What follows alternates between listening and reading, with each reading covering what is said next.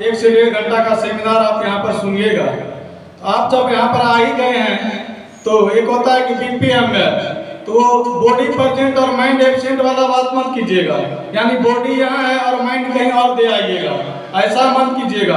आप अगर यहाँ पर आए हैं तो बिल्कुल ध्यान पूर्वक जो भी 1 से 1.5 घंटा का सेमिनार होगा, जो भी भाई के द्वारा बताया जाएगा, उन चीजों को आप लोगों को सुनना है एकदम शांति पूर्वक। ऐसा नहीं करना है बिल्कुल भी कि कोई भैया बता रहे हैं, कोई भैया आए हुए हैं, छोटे भैया है चाहे बड़े भैया है, ये भावपूर्वक सुनना है कि ये साधारण जो भी बातें बताएंगे भैया आपको, वो कोई साधारण सी आवाज नहीं है, वो गुरुदेव का आवाज है, जो गुरुदेव का बातें हैं आप तक पहुंचाने का प्रयास कर रहे हैं। सिर्फ भैया लोग माध्यम है, आप उस भैया के कमी को नहीं देखिएगा कि वो भैया में तो ये कमी है और आके यहाँ पर बताते हैं एकदम बहुत बड़ी बड़ी बातें करते हैं और भैया में खुद कमी है। भैया को कमी को न देखते हुए आप एक बार उनके जो बताएंगे उन बातों पर अमल कीजिएगा। भैया के कमी तो कमी गिनिएगा तो पूरा लिस्ट बन जाएगा, लेकिन आप उनके कमी को न देखते हुए आप उनके बातों को सुनिएगा, उनको ग्रहण कीजिएगा।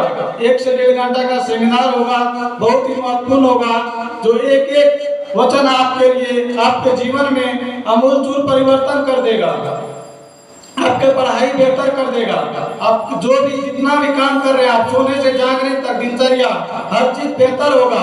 लेकिन आप जब इन बातों को ग्रहण करेंगे तब, ऐसा नहीं कि सुन लिए बस चल दिए तो कुछ नहीं होगा।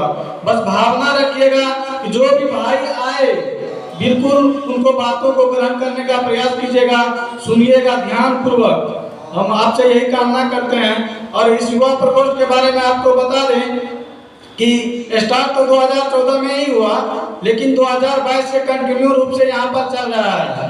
तो 2022 से चल रहा है, उसी कड़ी में 2023 में हम जुड़े और बहुत सारे चीजें हमारे जीवन में भी बहुत सारे झंझावत आया, हमारे जीवन में भी बहुत सारे परेशानी आया, लेकिन उसी कड़ी में 2023 में उसके बाद हम लोग पीडीसी किए पटना में गए। तो पीडीसी में बहुत सारे भैया बताए किस तरह अध्यात्मवाद होता है, साइंटिस्ट अध्यात्मवाद यानी वैज्ञानिक अध्यात्मवाद के द्वारा किस प्रकार आज हम लोग अपने आप को बेहतर बना सकते हैं।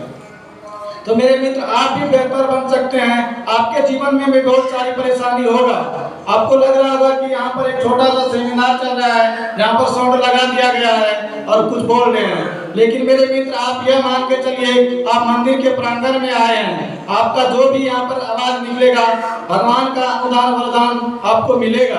तो आप शांति पूर्वक बनाकर 1 से 1.5 घंटा का सेमिनार होगा, सुनिएगा भावपूर्वक। जो भी बाबूजी आएंगे जो भी बताएंगे आपको बताते चले कि इसी समय जब हम 2023 में जुड़े तो बहुत परेशानी था मेरे जीवन में, मतलब कहने लायक नहीं है, इतना परेशानी था। आज जितना कॉन्फिडेंस के साथ बोल रहे हैं, हम किसी से बोल भी नहीं पाते थे, हमेशा रोते रहते थे।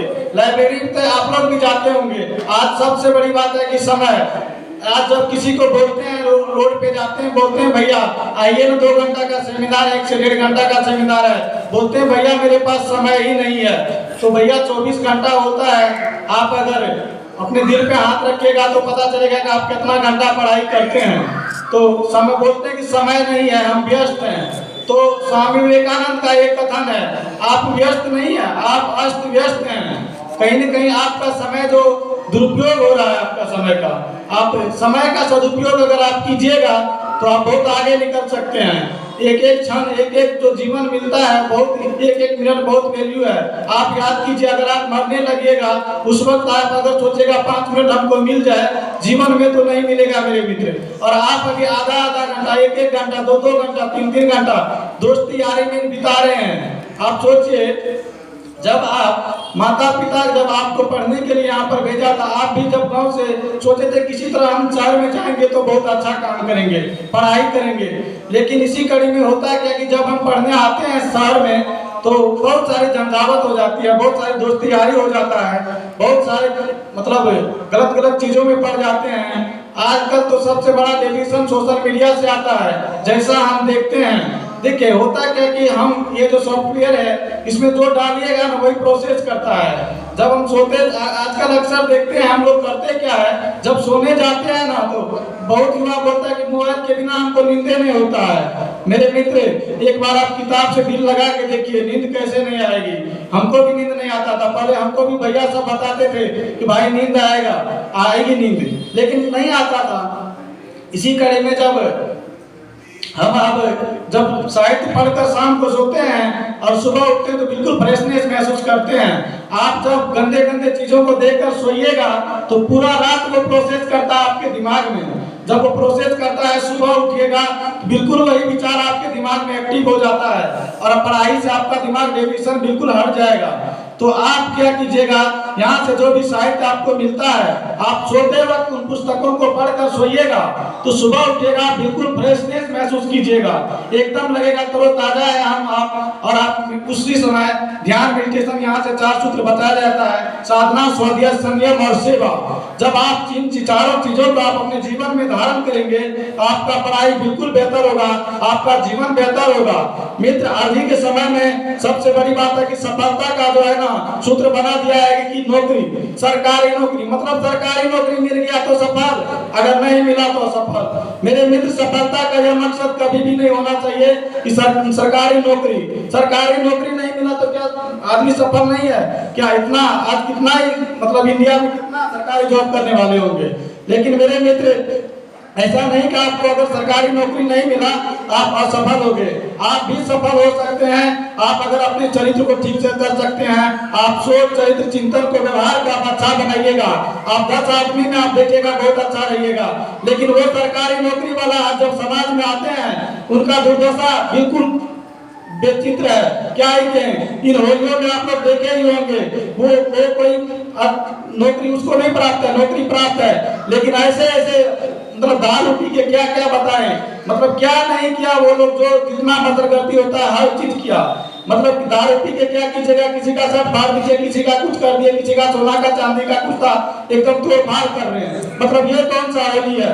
होली जो होता है मेरे मित्र बहुत प्रेम का होता है। तो आप अपने माता पिता के यहाँ से बताया गया था, जब गायत्री परिवार से जो भी भाई यहाँ पर आए होंगे उनको बताया गया था कि किस प्रकार होली मनाना है। तो मेरे मित्र, आपसे हम यही आग्रह करेंगे, आप यहाँ पर प्रत्येक संडे को यहाँ पर आते रहिए। और अगले भाई के रूप में हम आदरणीय मुकेश भैया को बुलाना चाहेंगे जो अपने वाणी को रखेंगे। धन्यवाद।